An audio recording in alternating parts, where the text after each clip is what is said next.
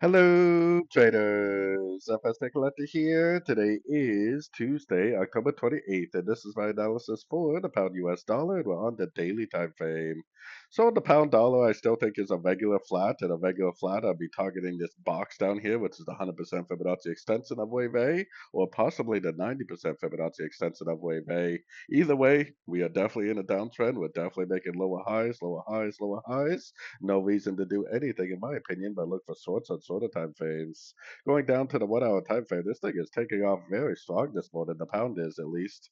Unfortunately, the entry was way back here, pre-London session. So really, the only thing to do now is to either wait for another pullback, or if you're already short, wait for an exit.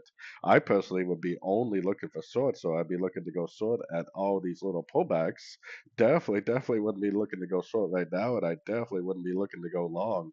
Whether it's going to keep on going down and break it out, I don't know, or whether it's going to end up doing something like this, I don't know. All I know is that when and if it does make another pullback, that's where I will be looking to get in another trade for the continuation of the downtrend.